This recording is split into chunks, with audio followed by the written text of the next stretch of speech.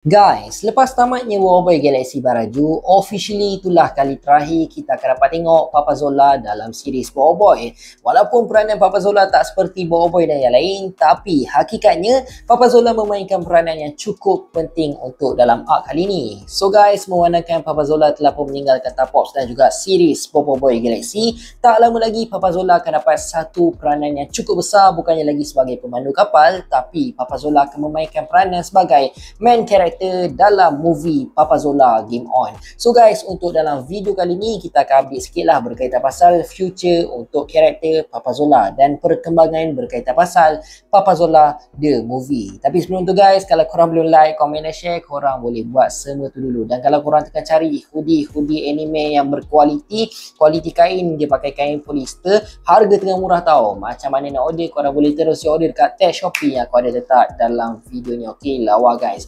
Let's go! So guys, macam apa yang kita tahu, dah official yang Papa Zola akan meninggalkan Tapops dan kembali semula ke bumi untuk menjaga keluarga beliau.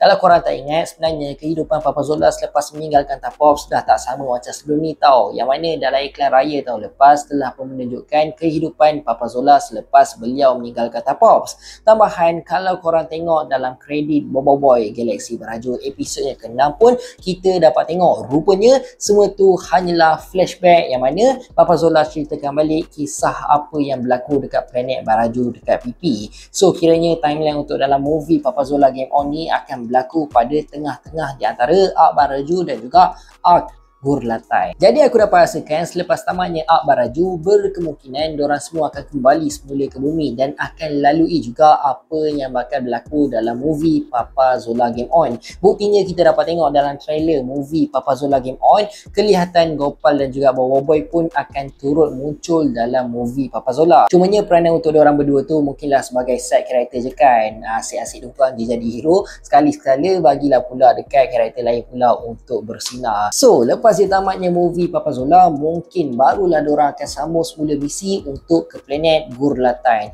Cumanya korang jangan risaulah, aku dapat rasakan yang Monster ada planning yang cukup baik untuk karakter Papa Zola ni. Walaupun lepas ni Papa Zola dah tak akan sertai misi bersama dengan Warboy, tapi aku dapat rasakan mungkin lepas ni kita akan dapat tengok journey untuk karakter Papa Zola pula, yang mungkin akan ada misi lain yang cukup penting yang akan membuatkan Papa Zola akan kembali ke galaksi atau dia akan stay in the ground je. Serius guys, aku memang dah tak sabar nak tengok apa yang bakal berlaku nanti dalam movie Papa Zola Game On yang akan ditayangkan pada bulan 12 nanti. Dengar cerita tiket wayang pun dah start jual tau, dan apa yang lagi mengejutkan, tiket untuk tayangan awal dah hampir sold out, tinggal depan-depan je. Memang kau sambutan untuk movie Papa Zola ni. Sila-sila kutipan untuk movie Papa Zola ni pun boleh beat movie yang lain tau. Aku rasa maybe aku tengok pun mungkinlah 11 hari bulan kot, hari pertama tayangan, sebab nak tengok tayangan awal pun dah nak full kan, takkan nak duduk depan je. So korang tak payahlah sedih sangat tau Papa Zola tinggalkan Tapops, sebab aku percaya akan ada something big yang bakal menanti untuk karakter Papa Zola untuk future planning team Monster. So pendapat korang macam mana pula? Komen dekat bawah.